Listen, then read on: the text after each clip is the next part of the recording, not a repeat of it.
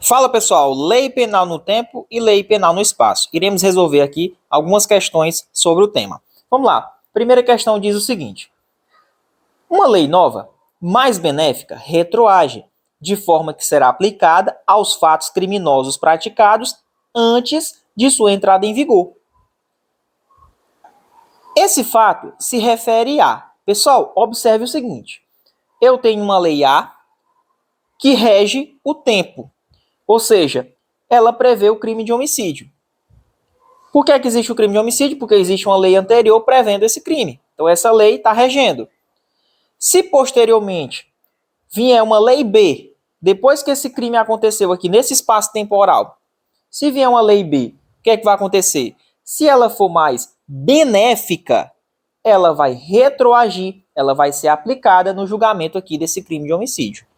Beleza? É assim que vai acontecer. Então, quando ele diz no enunciado, uma lei nova mais benéfica retroage de forma que será aplicada aos fatos criminosos praticados antes da sua entrada em vigor, ou seja, a lei B entrou em vigor aqui, ó, e o crime de homicídio aconteceu aqui nesse espaço, ó, foi antes da lei nova. Como ela é mais benéfica, ela vai retroagir e vai ser utilizada lá no julgamento essa lei B. Por quê? Porque ela é mais benéfica. Entendeu?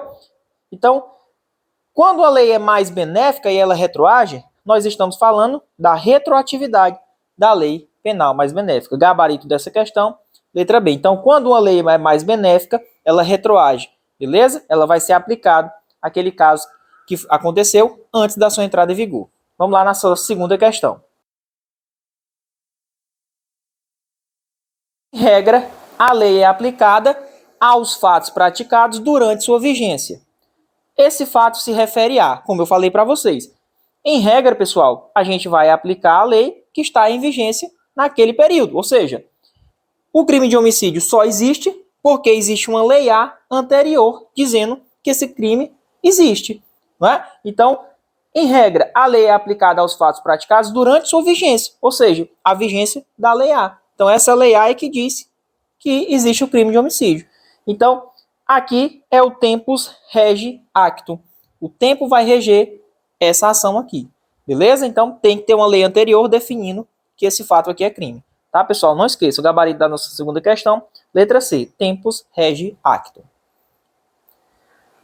A questão 3 diz o seguinte: lei mais benéfica, quando revogada, continua a reger os fatos praticados durante sua vigência. Esse fato se refere a quê? Pessoal, olha que interessante. 1º de novembro de 2014 a 1º de março de 2015, foi criada uma lei dizendo que quem desperdiçasse água era crime. É uma lei temporária, ela tem prazos determinados. Depois que acabar esse período, não é mais crime. Mas imagina comigo, eu desperdiçar água aqui, sabendo que eu não seria punido mais na frente. É muito sem lógica. Então, as leis temporárias e essas leis excepcionadas, mesmo que já tenha acabado seu prazo de vigência, elas serão utilizadas lá na hora do julgamento, porque elas estavam vigentes àquela época do fato. Então, ela vai ultrativar, ou seja, vai acontecer a ultratividade da lei, ela vai ser utilizada lá na frente para o julgamento. Então, lei mais benéfica, quando revogada, olha lá ela, continua a reger os fatos praticados durante sua vigência. São as leis excepcionais e as leis temporárias. Mesmo revogadas, elas continuam a reger o fato. Lá no julgamento, ela vai ser utilizada. Esse fato se refere à ultratividade da lei penal. Por quê? Porque ela vai andar, ela vai ser usada lá na frente, ela não retroagiu. Ela vai ser usada lá na frente. Então, a gente chama de ultratividade da lei penal benéfica, ok? Gabarito da terceira, letra A. Quarta questão. Lei nova passa a não mais considerar a conduta como criminosa. Quando uma lei nova, tá, com certeza mais benéfica, ela vai abolir o crime, a gente chama de abolitio criminis. Se uma lei nova mais na frente ela é benéfica, mas ela não aboliu, ela só melhorou a pena, a gente diz que é uma novatio legis in melius, tá? Então, quando uma lei é mais benéfica lá na frente, ou ela vai abolir o crime, ou ela vai ali melhorar alguma coisinha no crime, uma pena mais ou menos. Então, se ela abolir o crime, a gente chama de abolitio criminis. Se ela vai melhorar a pena, a gente chama de novatio legis in melius. Então, como na questão ele está dizendo que a lei nova passa a não mais considerar a conduta como criminosa, ou seja, ocorreu uma descriminalização da conduta, então a gente chama esse fato de abolitio crimes. Gabarito da quarta, letra A. Vamos aqui à nossa próxima questão. Quando a lei nova simultaneamente insere esse fato dentro de um outro tipo penal, e quando, mesmo revogado o tipo penal, a conduta está prevista como crime em um outro tipo penal. Pessoal, vamos lá. Quando um fato é considerado como crime em uma lei A, certo? E aqui na lei B, tem outro fato considerado como crime. Esse fato daqui, que estava na lei A, ele vai ser revogado e vai ser juntado aqui na lei B. A gente vai pegar esse artigozinho e vai juntar lá no artigo daquele crime na lei B. A gente aboliu o crime? O crime não foi abolido. Ele só foi retirado de um local e colocado no outro. Quando acontece isso, a gente chama de continuidade típico-normativa. O crime continuou, ele não foi abolido. É aquele caso lá do atentado violento ao pudor, que tinha um artigo para ele e o crime de estupro, né? Dos atos libidinosos. Foi colocado dentro do mesmo artigo, aonde, professor? Do estupro. Então, ele não foi abolido. Ele continua sendo crime, só que ele está em um outro artigo lá. Foi colocado juntamente com outro artigo lá no crime de estupro. Então, isso não é abolição. Isso é continuidade típico-normativa. Certo? Então, aqui não, a gente não pode falar em abolição. Quando a lei nova simultaneamente insere um fato dentro de um outro tipo penal, ou seja, dentro de um outro crime, né? E quando, mesmo revogado o tipo penal, a conduta está prevista como crime em um outro tipo penal. Essas situações é o que a gente chama de continuidade típico-normativa. Beleza? Gabarito da nossa quinta questão, letra B. Vamos aqui à nossa próxima questão. Questão número 6. Quando acontece um abolitio crimes, os efeitos. Vamos lá, pessoal.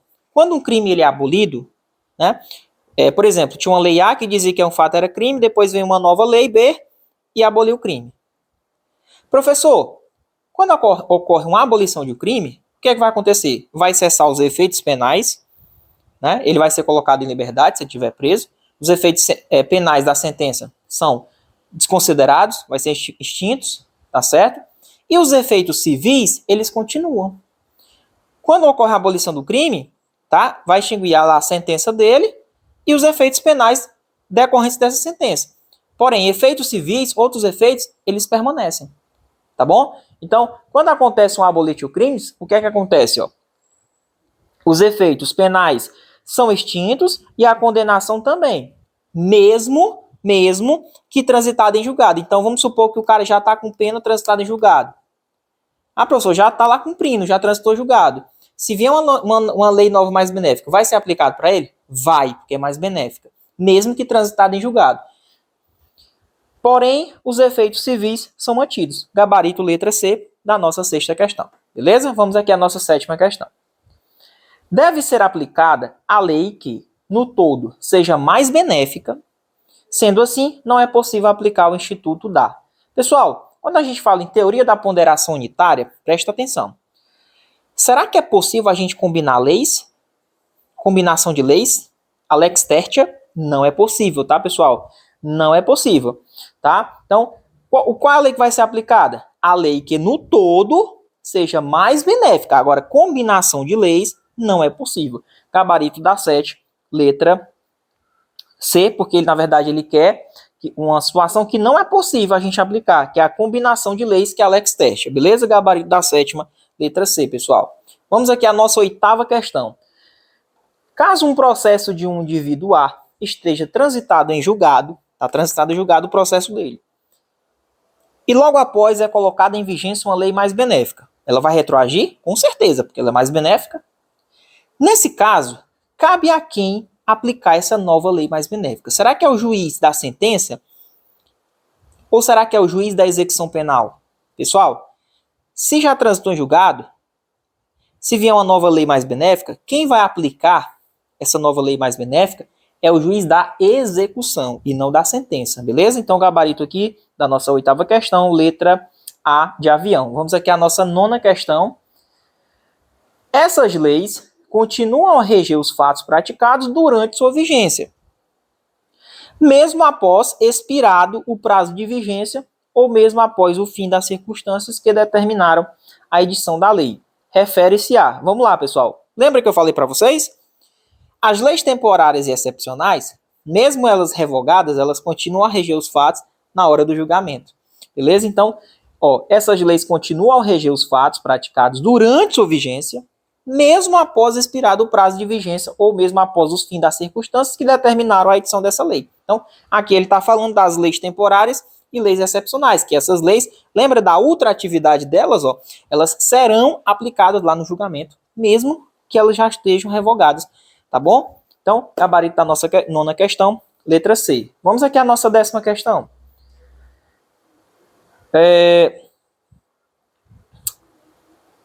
Vamos lá, volta aqui na próxima questão, na questão anterior.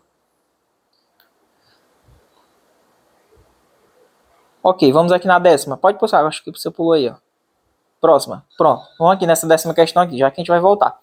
Aliás, pode voltar aqui na 9. Volta na 9. Volta.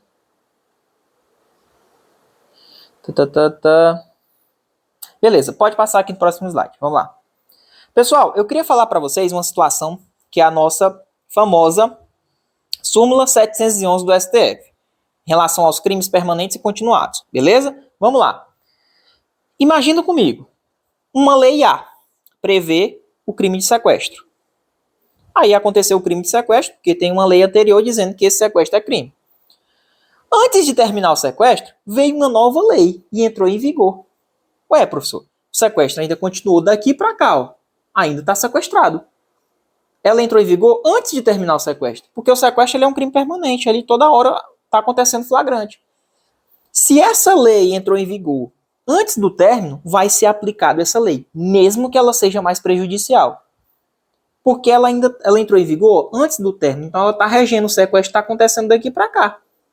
Então, mesmo que essa lei seja mais gravosa, ela vai ser utilizada. Benéfica ou gravosa, ela vai ser utilizada.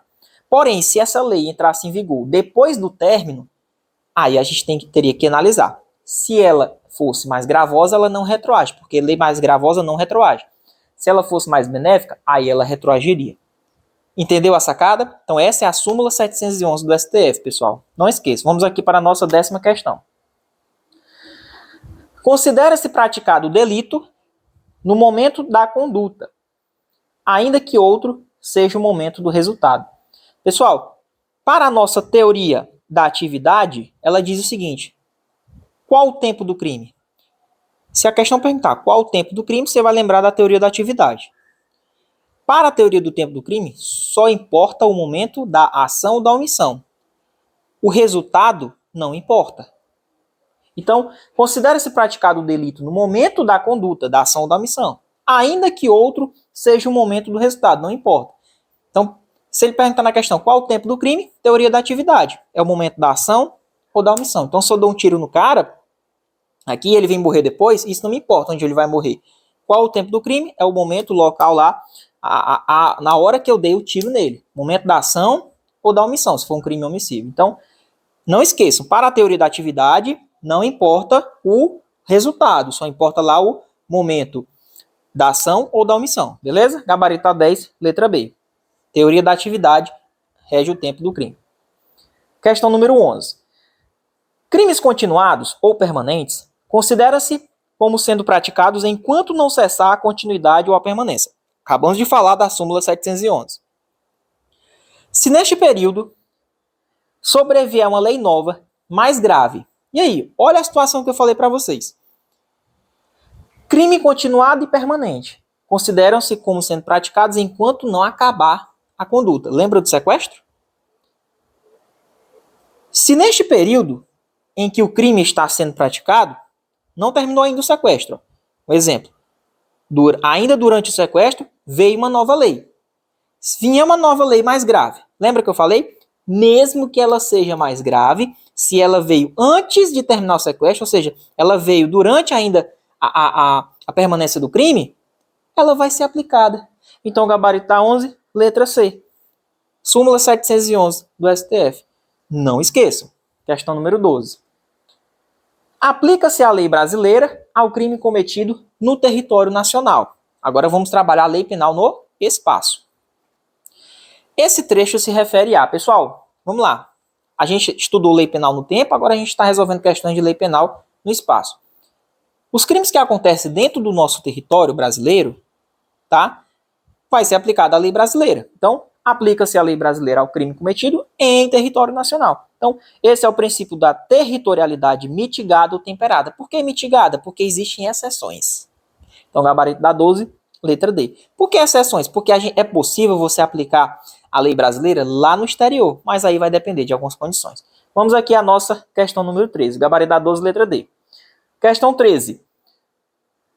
Os navios e aeronaves públicos, onde quer que se encontrem, navios públicos, aeronaves públicas, onde quer que elas se encontrem, pessoal, qualquer local do planeta, vai ser considerado território, por extensão, tá? Então não esqueçam disso. Os navios e aeronaves públicos, onde quer que eles estejam. Então, se acontecer um crime dentro desse navio, dessa aeronave, onde quer que ela esteja no planeta, vai ser considerado território por extensão. Beleza? Então, o gabarito da nossa 13, questão 13, gabarito letra D. São considerados territórios por extensão. Questão 14. Os navios e aeronaves particulares que se encontram em alto mar ou no espaço aéreo. Se são aeronaves, navios particulares, não é público, é particular, mas ele está dentro do nosso território, no espaço aéreo, em alto mar, então vai ser aplicado a lei brasileira, tá certo? Por quê, professor? Porque são considerados também território por extensão. Beleza? Então, navio particular, está dentro do mar territorial, está dentro do espaço aéreo, está em alto mar, é considerado e vai ser aplicado a lei brasileira, beleza? Gabarito da 14, letra D, pessoal. Questão número 15. Marque a alternativa correta sobre uma hipótese de extraterritorialidade incondicionada. Vamos lá. Eu falei para vocês que quando acontecem crimes no nosso território, é aplicado a lei brasileira, beleza? Isso, princípio da territorialidade. Professor, mas é possível aplicar essa lei brasileira lá fora? É possível. É possível, sim. Existem hipóteses de extraterritorialidade, fora do nosso território, lá em outro país. Então, existe a extraterritorialidade condicionada e a incondicionada. A condicionada depende de algumas condições. E a incondicionada, ela não depende de condições. Basta a gente atender a alguns requisitos para a gente aplicar a lei brasileira, mesmo que o crime aconteça lá fora. Então, vamos lá. Marque a alternativa correta sobre uma hipótese de extraterritorialidade incondicionada. Prefixo in, ausência de condições. Não tem condições. Ou seja, essas hipóteses dispensam outras condições, bastando que tenha sido o crime cometido contra estes bens jurídicos. Mas quais são esses bens jurídicos? Vamos lá. Ele quer a alternativa correta. Aplica-se aos crimes cometidos contra o patrimônio do presidente da República. Errado. Em relação ao presidente da República, é caso seja um crime contra a vida ou a liberdade do presidente. Não é crimes contra o patrimônio, não. Tá errado esse item, tá? Aplica-se aos crimes cometidos contra o patrimônio somente da União. Pode ser da União, dos estados, do Distrito Federal, dos municípios. Não é somente da União. Então, se acontece um crime contra o patrimônio dessas entidades, vai ser aplicada a lei brasileira independentemente de condições. É uma hipótese de extraterritorialidade incondicionada. Mas o erro da questão é porque ele diz somente da União, sendo que entre União, Estado, Distrito Federal e município. C. Aplica-se aos crimes cometidos contra a administração pública, por qualquer pessoa. Errado. É por quem está a seu serviço. Crimes contra a administração pública vai ser cometido ali pelos servidores que estão a serviço da administração. Então, por exemplo, se acontece um crime contra a administração pública lá no outro país, uma corrupção, um peculato, por quem está a seu serviço, vai ser aplicada a lei brasileira independentemente de condições, porque é uma hipótese de extraterritorialidade incondicionada. O erro dessa questão é porque ele disse por qualquer pessoa. D. Aplica-se aos crimes cometidos com genocídio quando o agente for brasileiro ou domiciliado no Brasil. Perfeito. Crime de genocídio lá praticado por brasileiro, hipótese de extraterritorialidade incondicionada. Então, no caso do genocídio, vai ser aplicada a lei brasileira independentemente de condições. Gabarito da 15, letra D. Vamos aqui à nossa questão 16. Caso tenha sido o agente condenado no exterior, A pena cumprida no exterior será abatida na pena a ser cumprida no Brasil. O nome desse instituto é, vamos lá, o agente foi condenado no exterior, cumpriu uma pena lá, veio para cá. Será que essa pena cumprida no exterior, ela vai ser abatida na pena que vai ser cumprida aqui no Brasil? Nas hipóteses que a gente vai aplicar a lei penal brasileira quando o crime acontece lá fora?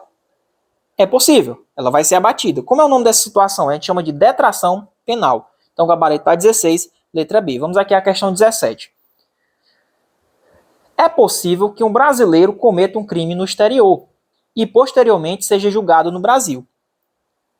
Porém, depende de algumas condições cumulativas. Marque a alternativa que não traz uma condição correta. Pessoal, é possível um brasileiro qualquer ir lá no exterior cometer um crime e ainda ser aplicada a lei brasileira para ele? É possível. Porém, vai depender de condições. É o que a gente chama de extraterritorialidade condicionada. Primeiro, vamos lá. Ele quer uma hipótese que não traz uma condição. Ser o fato punível no Brasil, independentemente de ser punível no outro país. Erradíssimo, já é o gabarito. Para que eu aplique a lei brasileira, tem que ser crime aqui no Brasil e crime lá, no país que ele cometeu. Então tá erradíssimo. Letra B. Entrar o agente no território nacional. Perfeito, ele tem que entrar aqui para ser aplicado a lei nele. Está o crime incluído entre aqueles pelos quais a lei brasileira autoriza a extradição. Com certeza. Não ter sido o agente absolvido no estrangeiro ou não ter cumprido a pena e não ter sido o agente perdoado no estrangeiro. Perfeito. Ele não pode ter sido absolvido e nem ter sido perdoado lá, para que eu possa aplicar a lei brasileira. Então, observem que depende de condições. Então, a única alternativa que está errada é a letra A, porque, na verdade, tem que ser punível no Brasil e também tem que ser punível lá no país esse fato que ele cometeu, né? Esse crime que ele cometeu. Então, esse independentemente de ser punido lá, deixou a questão erradíssima. Gabarito tá 17, letra A. Vamos aqui à questão número 18.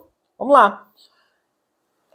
Professor, é possível que um estrangeiro cometa um crime contra o brasileiro e eu aplicar a lei brasileira no estrangeiro, no gringo lá? É possível. É possível. A gente chama de extraterritorialidade hipercondicionada. Não é o brasileiro que está cometendo crime, agora é o estrangeiro que está cometendo crime contra o brasileiro. Entendeu a situação aí? Bacana, né? Então vamos lá. Quais são essas condições? São as mesmas condições lá da extraterritorialidade condicionada, certo? São as mesmas condições, só que tem umas coisinhas a mais. Vamos lá. É possível que um crime cometido por estrangeiro contra brasileiro fora do Brasil seja julgado pela lei brasileira. Porém, tem que, vamos lá, não ter sido pedida ou ter sido negada a extradição e tem que ter uma requisição do ministro da Justiça pedindo para aplicar a lei brasileira naquele estrangeiro. Beleza? Então, é possível? É. Vai ter que ter as mesmas condições da extraterritorialidade condicionada, mas não pode ter sido pedida, né, ou ter sido negada a extradição desse cara, do estrangeiro lá, e tem que haver uma requisição do ministro da Justiça, gabarito da 18, letra A, pessoal. Não esqueçam, é importantíssimo para a prova de vocês. Vamos aqui à questão 19. Considera-se praticado o crime no lugar em que ocorreu a conduta, bem como onde se produziu ou deveria produzir esse resultado. Agora é o contrário daquela teoria que eu ensinei para vocês, da teoria da atividade. Para a teoria da atividade, importa o local da ação ou da omissão, o tempo. Beleza? E para a teoria da ubiquidade, professor, que é o nosso gabarito da letra A, importa os dois locais, o local da ação, da omissão e também o local onde vai se consumar, onde teve o resultado do crime. Então importa os dois. Essa teoria ela é aplicada geralmente quando um crime começa no país e termina em outro país. Beleza?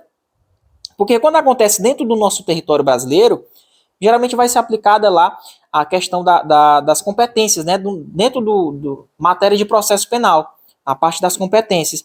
Então, quando um crime começa num país e termina no outro, aí a gente vai lembrar dessa teoria da ubiquidade. Quando ele perguntar qual o lugar do crime? Qual o lugar do crime? Teoria da ubiquidade é os dois. É o local da ação, da omissão e também o local do resultado. Professor, o crime aconteceu no país A, terminou no país B. Qual o local do crime? Os dois. Vamos lá. Se fosse o tempo do crime, é só o local onde aconteceu a ação. Não importa o local onde aconteceu o resultado. Beleza? Então, vamos lá. É o mnemônico luta. Lugar do crime, teoria da ubiquidade. Tempo do crime, teoria da atividade. Então, não esqueça. Gabarito da 19, letra A, ubiquidade. Importa os dois locais, bem como é aditivo. Questão 19, letra A. E a 20? Essa questão foi uma questão bem bacana. Vamos lá, presta atenção. Uma lei A vigente previa a pena de homicídio de 20 anos. Tempus regi actum. O indivíduo A pratica um crime, porque existe a previsão na lei A. Logo depois, entra em vigor uma lei B, que muda a pena do crime de homicídio para 10 anos. Melhorou. Então, com certeza, a lei B ela retroage. Posteriormente, entra em vigor uma lei C, que muda novamente a pena do crime de homicídio para 15. Opa! O autor do processo vai preso e vai a julgamento. Nesse caso, será aplicado no julgamento qual lei dessas três? Começou com a A, 20 anos. Depois vem a lei B, 10 anos, mais benéfica. Então, a lei B retroage. Vai ser aplicada a lei B. Ela é mais benéfica, então aplica ela. Depois vem uma lei C, que é mais maléfica. A lei maléfica não retroage. Ela fica lá onde ela está. Então, é aplicada a lei B. Beleza? Ou seja, é a ultratividade da lei. Vou mostrar para vocês, gabarito da 20, letra B, um esquema para facilitar mais. Vamos aqui no próximo slide que vai mostrar para vocês. É a demonstração da questão que eu mostrei para vocês. Presta atenção. Eu tenho lá a lei A, que previa o crime de homicídio, 20 anos. Veio uma lei B, olha lá, ó, e agora é 10. Então, essa lei B retroage. Vai ser aplicado ela. Depois foi criada uma lei C, que agora diz que é 15 anos. Beleza? Ela é mais maléfica. Professor, qual dessas três vai ser utilizada? A B. Então, a B vai ser utilizada lá no julgamento. Ou seja, ela vai andar para frente, ó, ela vai ultrativar. Tá certo? Então, ultratividade da lei. A mais benéfica é a lei B. Ela vai ser utilizada lá na frente no julgamento. Professor, e se essa aqui fosse mais benéfica? Se ela fosse mais benéfica, ela ia retroagir. Beleza? Então, questão bem bacana, que cobrou retroatividade e a ultratividade, que faz parte da extratividade. Então, no caso aqui, lei B, que é mais benéfica das três aqui na situação, 10 anos vai ser aplicada. Beleza, pessoal? Vamos aqui à nossa questão número 21. Avião russo que caiu no Egito tinha uma bomba que o fez explodir. Beleza? Vamos lá, professor. Veio da Rússia e terminou aonde? Caiu no Egito. Beleza? E aí, professor, como é que fica? De acordo com o texto acima, qual o lugar do crime pela lei brasileira? O lugar, teoria da ubiquidade, vai importar os dois. Então, vai ser tanto na Rússia quanto no Egito. Beleza? Deu para entender? Teoria da ubiquidade, gabarito da 21, letra C de casa. Questão 22. Uma lei criminaliza a pesca do boto cor-de-rosa por 1 ano. Com certeza aquelas leis temporárias. Com apenas 6 meses de vigência da lei. O indivíduo é encontrado pescando botos cor-de-rosa durante o período de proibição. Entretanto, o julgamento só ocorre apenas 2 anos após o fato, momento no qual a lei temporária já tinha sido revogada. Nesse caso, será aplicada qual lei? Leis temporárias e leis excepcionais, mesmo quando elas já estejam revogadas, elas vão ser utilizadas lá no julgamento da frente. Beleza? Gabarito da 22, letra B, vai ser a lei temporária que estava vigente naquela época, mesmo que ela já esteja sido revogada. Gabarito da 22, letra B. Vamos aqui na próxima. 23. Marque a alternativa em que traz um instituto que pode criar crimes. Quem é que pode criar crimes? Somente a lei. Somente a lei. Só o que está lá na lei é crime. Princípio da taxatividade, da legalidade. Ó. Vamos lá. Medida provisória pode criar crime? Não pode. Costumes? Não pode.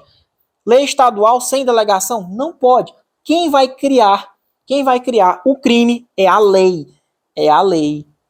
Gabarito da 23, letra C. Medida provisória não pode criar crime, nem agravar a pena. Vamos lá. 23, letra C. 24. Marque a alternativa correta sobre a lei penal. Normas penais em branco são inconstitucionais. Errado. Norma penal em branco é constitucional. Lembra da lei de drogas? A lei de drogas diz o que é droga, droga, droga, droga, mas ela não diz qual é a substância. Porque a substância, quem vai trazer é uma portaria da Anvisa. Ah, professor, mas o direito penal, os crimes, eles não podem trazer coisas incertas. Concordo com você. Porém, uma norma penal em branco não é uma coisa incerta. Na verdade, existe uma previsão de droga lá na lei de droga, porém, uma portaria que vai dizer o que é droga, porque constantemente ela fica alterando, certo? Então, normas penais em brancos, elas não são inconstitucionais, elas são constitucionais, beleza? Ela simplesmente, a previsão, a definição do que é droga vai estar em uma ou outra lei, tá certo? Então, errado esse item, normas penais em branco são inconstitucionais. Errado, normas penais em branco são constitucionais. Vamos lá. Letra B. Podem ser criados tipos penais incertos? Podem, pessoal. Tá errado. Não existe crime incerto. Você tem que dizer definitivamente, perfeitamente o que é que tá lá, o que é crime. Você não pode deixar dúvidas. Só é crime o que está na lei, pelo princípio da taxatividade. Perfeito. Letra C.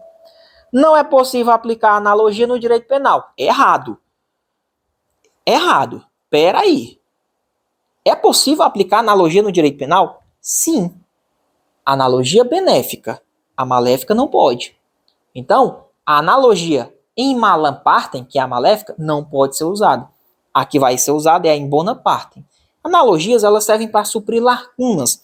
Quando existe uma dúvida, não tem uma certa...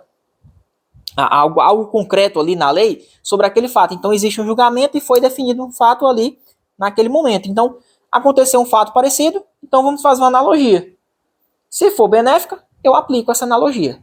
Se fosse maléfica ali no julgamento para o cara, eu não posso fazer essa analogia. Analogia somente para beneficiar. Então, gabaritar nossa 24, letra C, pessoal. E ficamos por aqui. Espero que vocês tenham gostado da nossa aula.